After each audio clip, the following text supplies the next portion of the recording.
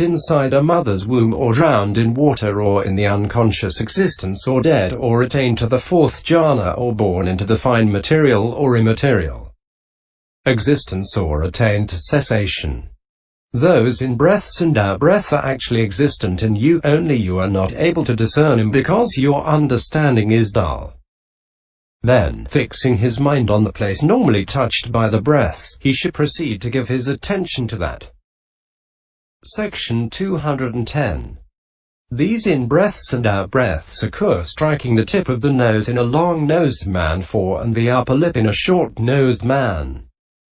So he should fix the sign thus. This is the place where they strike. This was why the Blessed One said, "Bhikkhus, I do not say of one who is forgetful, who is not fully aware, that he practices development of mindfulness of breathing." Section 211. Although any meditation subject, no matter what, is successful only in one who is mindful and fully aware, yet any meditation subject other than this one gets more evident as he goes on giving it his attention. But this mindfulness of breathing is difficult to develop, a field in which only the minds of Buddhas, Paccekabuddhas, and Buddha's sons are at home. It is no trivial matter, nor can it be cultivated by trivial persons. In proportion as continued attention is given to it, it becomes more peaceful and more subtle. So strong mindfulness and understanding are necessary here. Section 212. Just as when doing needlework on a piece of fine cloth, a fine needle is needed, and a still finer instrument for boring the needle's eye, so too, when developing this meditation subject, which resembles fine cloth, both the mindfulness, which is the counterpart of the needle, and the understanding associated with it, which is the counterpart of the instrument for boring the needle's eye, need to be strong. A bhikkhu must have the necessary mindfulness and understanding, and must look for the in-breaths and out-breaths nowhere else than the place normally touched by them. Section 213. Suppose a ploughman, after doing some ploughing, sent his oxen free to graze and sat down to rest in the shade, then his oxen would soon go into the forest. Now, a skilled ploughman who wants to catch them and yoke them again does not wander through the forest following their tracks, but rather he takes his rope and goad and goes straight to the drinking place where they meet, and he sits or lies there. Then after the oxen have wandered about for a part of the day, they come to the drinking place where they meet, and they bathe and drink. And when he sees that they have come out and are standing about, he secures them with the rope, and prodding them with the goad, he brings them back, yokes them, and goes on with his ploughing. So too, the bhikkhu should not look for the in-breaths and out-breaths anywhere else than the place normally touched by them. And he should take the rope of mindfulness and the goad of understanding, and fixing his mind on the place normally touched by them, he should go on giving his attention to that. 5. For as he gives his attention in this way, they reappear after no long time, as the oxen did at the drinking place where they met. So he can secure them with the rope of mindfulness, and yoking them in that same place and prodding them with the goad of understanding, he can keep on applying himself to the meditation subject. Section 214.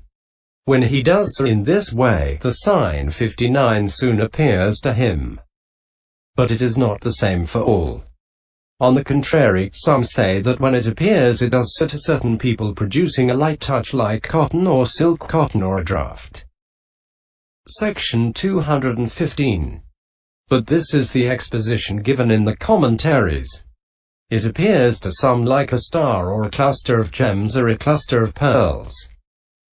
To others with a rough touch like that of silk cotton seeds or a peg made of heartwood. To others like a long braid string or a wreath of flowers or a puff of smoke. To others like a stretched out cobweb or a film of cloud or a lotus flower or a chariot wheel or the moon's disk or the sun's disk. Section 216. In fact, this resembles an occasion when a number of bhikkhus are sitting together reciting a sutanta. When a bhikkhu asks, "What does this sutta appear like to you?" One says, "It appears to me like a great mountain torrent," another, "To me it is like a line of forest trees," another, "To me it is like a spreading fruit tree giving cool shade."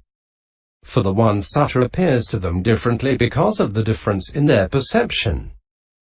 Similarly, this single meditation subject appears differently because of difference in perception. It is born of perception, its source is perception, it is produced by perception. Therefore it should be understood that when it appears differently it is because of difference in perception. Section 217. And here, the consciousness that has in-breath as its object is one, the consciousness that has out-breath as its object is another, and the consciousness that has the sign as its object is another. For the meditation subject reaches neither absorption nor even access in one who has not got these three things clear. But it reaches access and also absorption in one who has got these three things clear. For this is said, sign, in-breath, out-breath, are not object of a single consciousness. By one who knows not these three things, development is not obtained. Sign, in-breath, out-breath, are not object of a single consciousness. By one who does know these three things, development can be obtained. Paccekabuddhas 170.6. Section 218. And when the sign has appeared in this way, the bhikkhu should go to the teacher and tell him, "Venerable sir, such and such has appeared to me."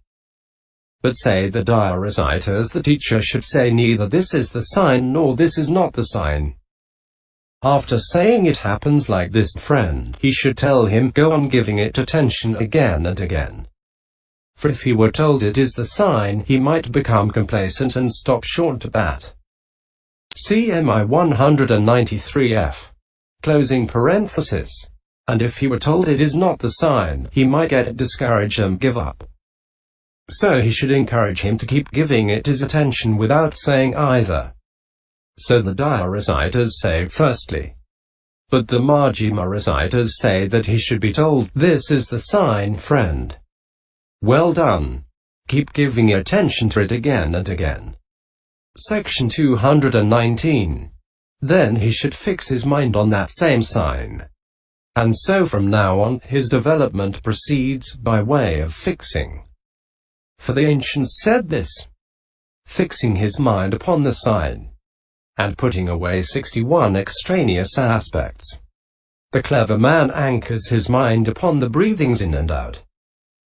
Section 220. So as soon as the sign appears, his hindrances are suppressed, his defilements subside, his mindfulness is established, and his consciousness is concentrated in access concentration. Section 221. Then he should not give attention to the sign as to its color, or review it as to its specific characteristic.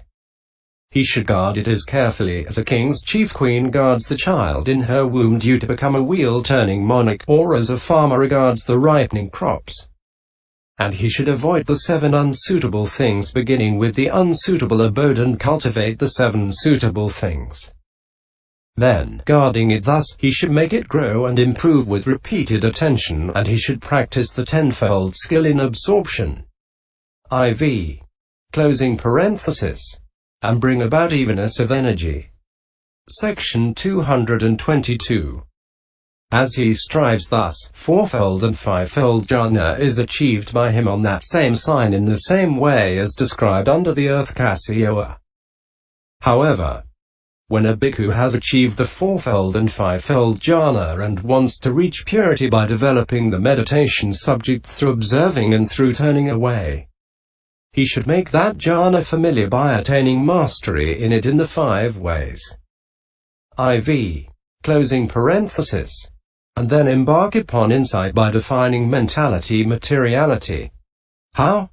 Section 223.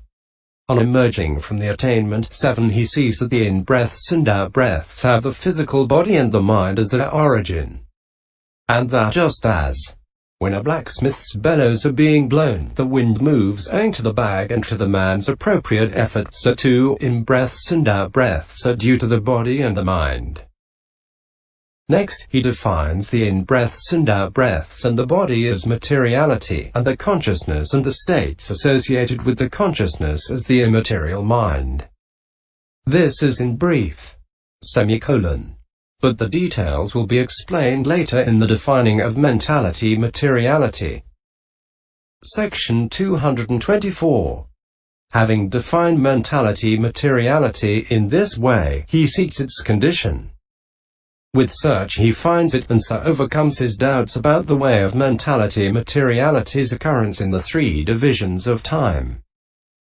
His doubts being overcome, he attributes the three characteristics beginning with that of suffering to mentality and materiality, comprehending them by groups. F. Closing parenthesis. Semicolon.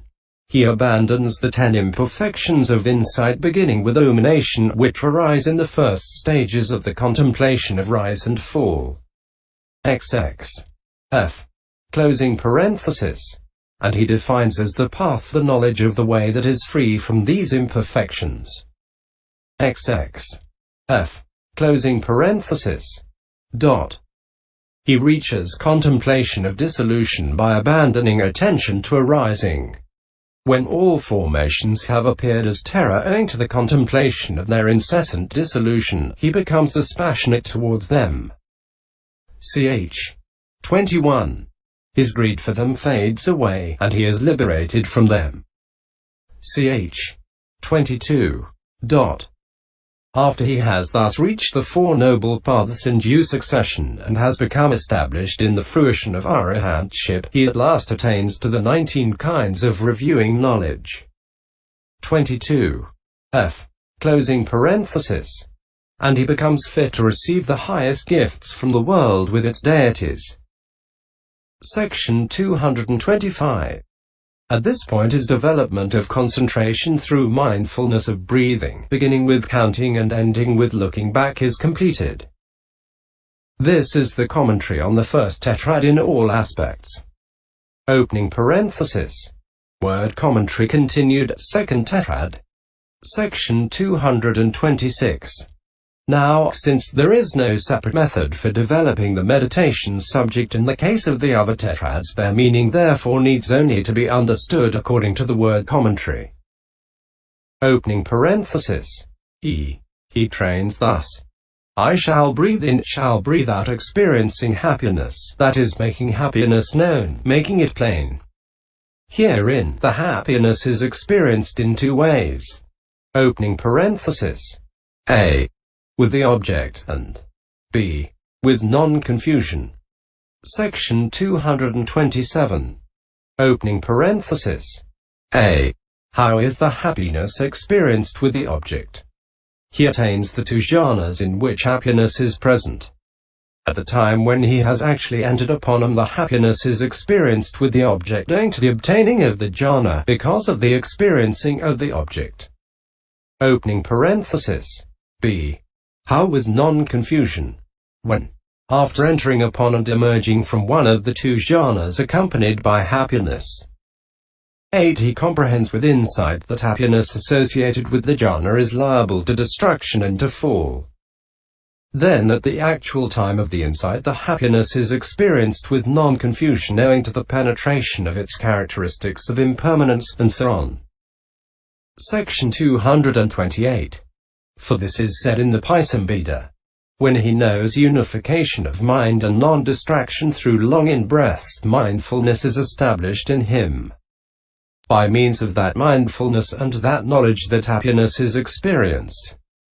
When he knows unification of mind and non-distraction through long out-breaths, through short in-breaths, through short out-breaths, through in-breaths, out-breaths, experiencing the whole body. Through in-breaths, out-breaths, tranquilizing the body formation, mindfulness is established in him. By means of that mindfulness and that knowledge that happiness is experienced. It is experienced by him when he adverts.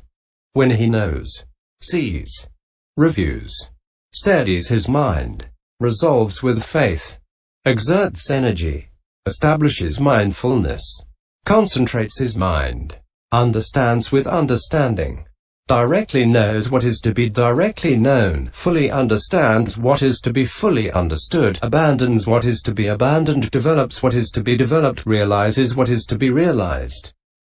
It is in this way that happiness is experienced. Paccekabuddhas 187.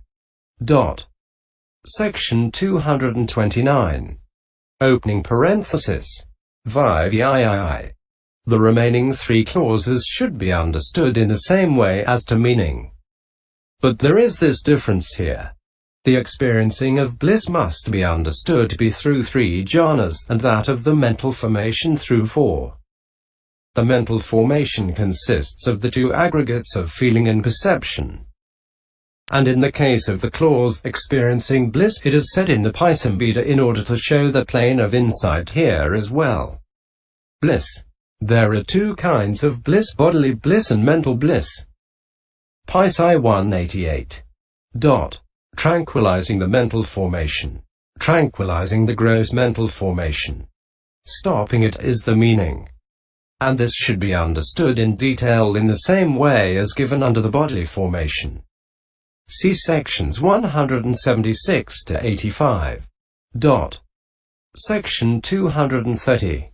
Here, moreover, in the happiness clause, feeling which is actually being contemplated in this tetrad is stated under the heading of happiness, which is a formation, but in the bliss clause, feeling is stated in its own form. In the two mental formation clauses, the feeling is not necessarily associated with perception because of the words. Perception and feeling belong to the mind, these things being bound up with the mind are mental formations. Paccekabuddhas 188. So this tetrad should be understood to deal with contemplation of feeling. Opening parenthesis. Word commentary continued, third tetrad. Section 231. Opening parenthesis. A. In the third tetrad, the experiencing of the manner of consciousness must be understood to be through four jhanas. Opening parenthesis. J. Gladdening the manner of consciousness. He trains thus. Making the mind glad, instilling gladness into it, cheering it, rejoicing it. I shall breathe in, shall breathe out. Herein, there is gladdening in two ways, through concentration and through insight. How? Through concentration. He attains the two jhanas in which happiness is present.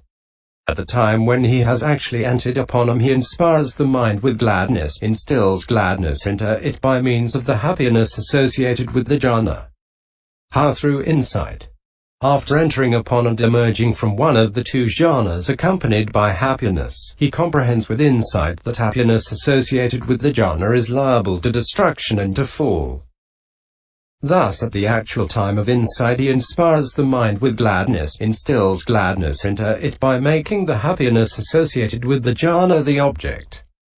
It is of one progressing in this way that the words he trains thus. I shall breathe in, shall breathe out, gladdening the manner of consciousness, are said. Section 232. Opening parenthesis. K. Concentrating the manner of consciousness. Evenly. Sami. Placing. Adahanto. The mind evenly putting it on its object by means of the first jhana, and so on. Or alternatively, when, having entered upon those jhanas and emerged from them, he comprehends with insight the consciousness associated with the jhana is liable to destruction and to fall. Then at the actual time of insight, momentary unification of the mind arises through the penetration of the characteristics of impermanence, and so on. Thus the words he trains thus, I shall breathe in, shall breathe out, concentrating the manner of consciousness, are said also of one who evenly